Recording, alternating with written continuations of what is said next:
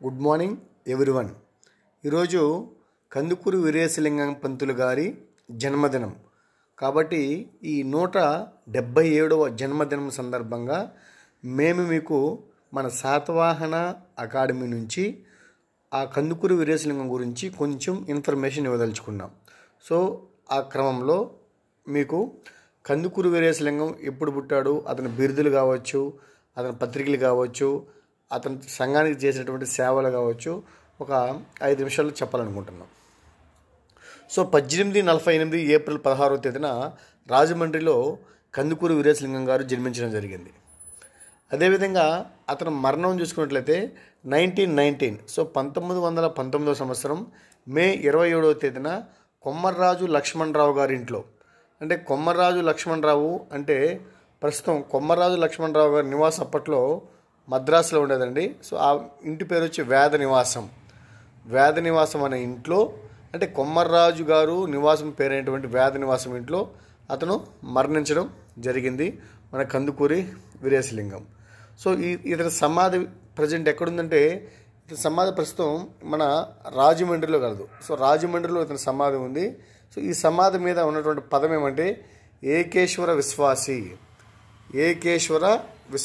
అనే పదం, ఏకేశ్వర విశ్వాసి అనే పదం అతని సమాధి మీద ఉండడం మనం గమనించవచ్చు అనమాట.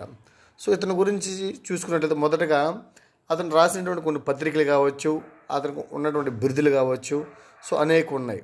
అందులో అతని బిరుదులు చూసినట్లయితే ఆంధ్ర సంఘ సంస్కరణ ఉద్యమ పితామహుడు అని, ఆంధ్ర పునర్వికాస పితామహుడు అని, గద్య తిక్కన అని, దక్షిణ భారతదేశ విద్యాసాగరుడని, ఆంధ్ర వైతాళికుడని, గద్య వాజ్మయ బ్రహ్మ అని, అదేవిధంగా నవ్యాంధ్ర సాహిత్య మూల పురుషుడని, నూతన వరవడి పితామహుడని, ఇలా అనేక బిరుదులు చెప్పుకోవచ్చు అనమాట. సో ఈ బిరుదులు అయితే చాలా చాలా ఇంపార్టెంట్ మన ఎగ్జామ్ పాయింట్ ఆఫ్ వ్యూలో. నెక్స్ట్ అతను రాసినటువంటి పత్రికలు కూడా చాలా ఉన్నాయి. సో పత్రికలు చూసుకున్నట్లయితే 1874లో వివేకవర్ధిని అనే పత్రిక, 1876లో హాస్య సంజీవని ఒక పత్రిక, 1883లో సతిహిత బోధిని అనే పత్రిక, 1891లో సత్య సంవర్ధని అనే పత్రిక, 1905లో సత్యవాదిని అనే పత్రిక. ఇవన్నీ పత్రికలు కందుకూరి వీరేశలింగం గారు రచించడం జరిగిందనమాట. సో అదేవిధంగా ఆ కందుకూరి వీరేశలింగం సంబంధించి కొంచెం ఇంకో ముఖ్యమైన పాయింట్ ఏమంటే 1898 ఈ మద్రాసులో ఏం జరుగుతుందంటే భారత సంఘ సంస్కరణ సభ అని ఒక సభ జరుగుతుంది. భారత సంఘ సంస్కరణ సభ అనే ఒక సభ జరుగుతుంటే ఈ సమావేశంలో మన పంతులు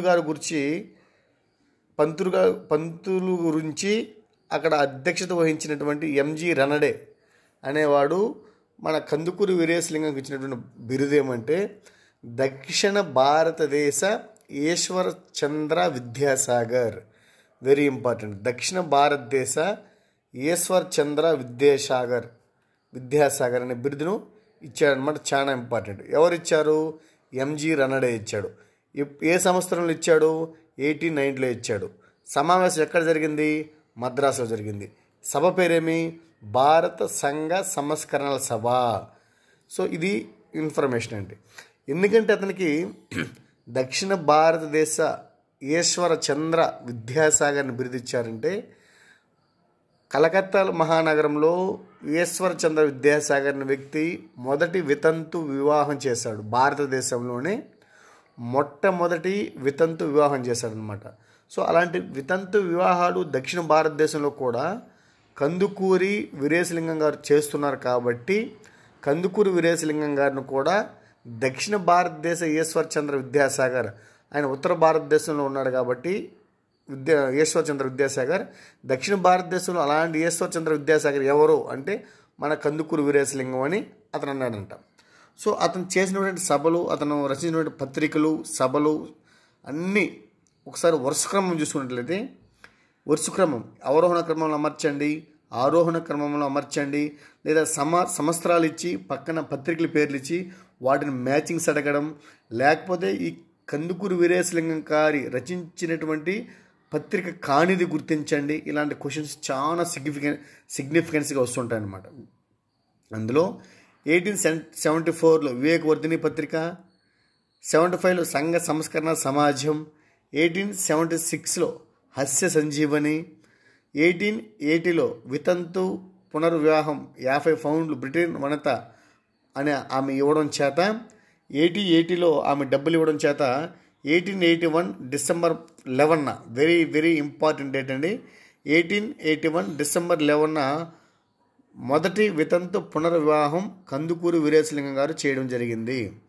అదే 1881లోనే అదే డిసెంబర్ నెలలోనే 15వ తేదీన రెండవ వితంతు పునర్వివాహం చేయడం జరిగింది.